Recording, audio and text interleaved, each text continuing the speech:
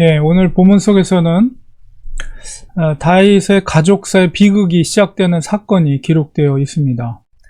다윗의 첫째 아들이었던 암논. 예, 암논이란 뜻은 우리 신약시대 그 헬라에서 아멘, 진실로 그런 의미가 담겨있는 이름이에요. 이름들은 잘 지은 것 같아요. 암논. 그런데 이 첫째 아들이 이복 동생이었던 다말. 그러니까 다말은 또 압살롬의 여동생입니다. 그러니까 이복 동생인데 이 다말을 사랑하게 되었다 이렇게 표현되어 있지만, 사실 그 사랑이라는 것은 진실한 사랑이라는 것이기보다는 이 전체적인 그 되어지는 일 속에서 단순한 육체적인 욕정에 불과한 것이라는 것을 우리가 알 수가 있는 것이죠. 이 다말이라는 것은 종려나무라는 뜻이고, 여자 이름에 다말이라는 말을 많이 썼거든요. 이렇게 종려나무는 이렇게 풍성함을 상징합니다. 물론 그 예수님 때의 종려나무 가지를 꺾어서 했던 것은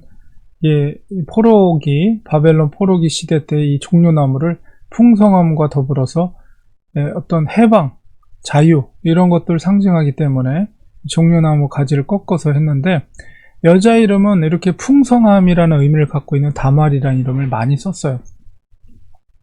그래서 결국 암논이 다말을 성경은 사랑하게 되었고, 또 우라로 말미암아 병이 됐다 이렇게 표현하고 있습니다.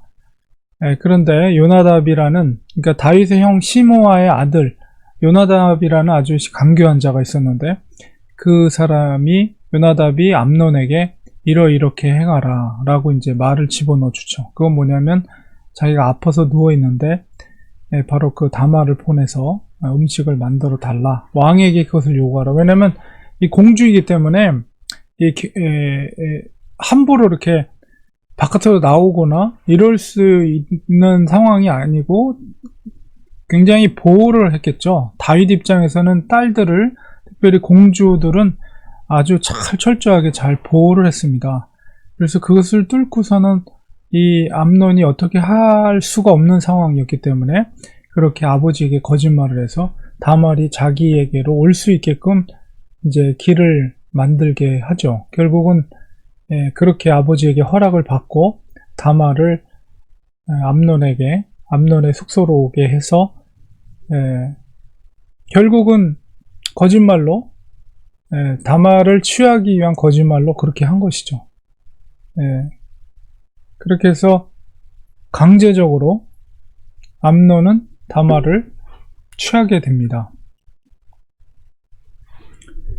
그 일로 인해서 사실 이 다말은 그렇게 강제적으로 암논이 그런 자기를 범한 것에 대해서 아주 거부하고 반대했지만은 이제 억지로 한 거죠. 힘으로 눌러서.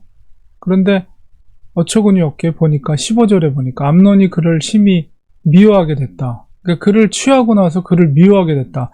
이것을 통해서 그가 행동한 것이 진정한 사랑이 아니라 단순한 육체적인 정욕이었다는 것을 알 수가 있고, 그리고 또한 이렇게 순간적으로 그의 마음이 변동된 것에서는 물론 그 다말을 취하고자 하는 욕정도 있었지만, 또 한편으로는 사실 왕자들은 보통 사람들이 아니잖아요. 왜냐하면 아버지인 왕권을 계승할 수 있는 자격이 있는 사람들이기 때문에 이제 이 정치적인 암투, 권력의 싸움 이런 것들이 보이지 않게, 아무리 형제라 할지라도 그런 것들이 보였고, 더군다나 배가 다른 형제 가운데 일단은 첫째였기 때문에 암논이 왕으로서 계승할 수 있는 서열 1위죠.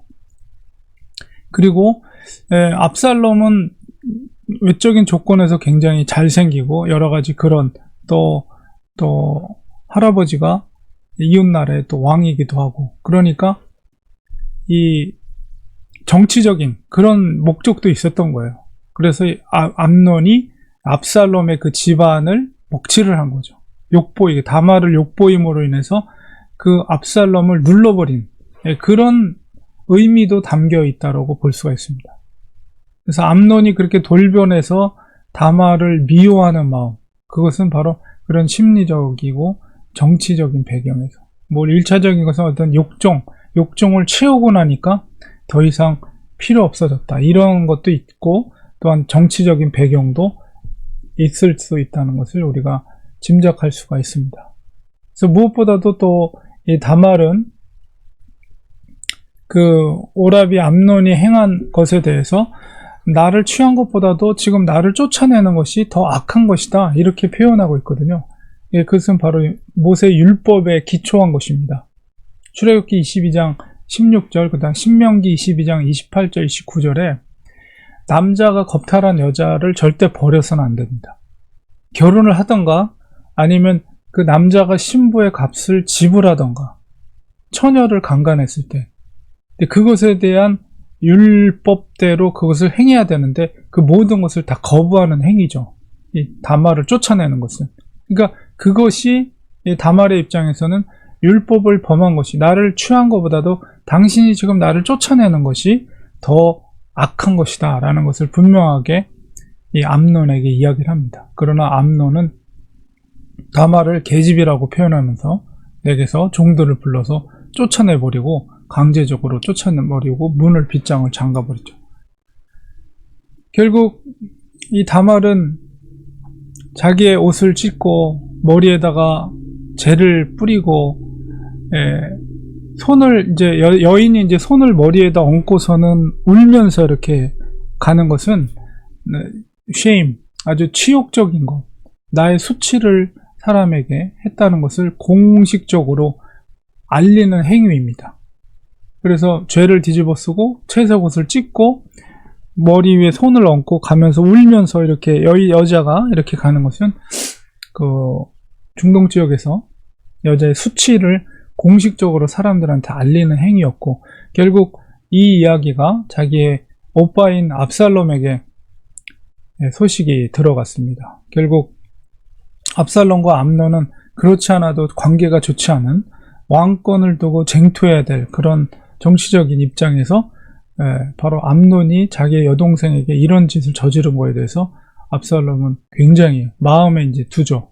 마음에 두고 당장에 뭐라고 하지 않습니다.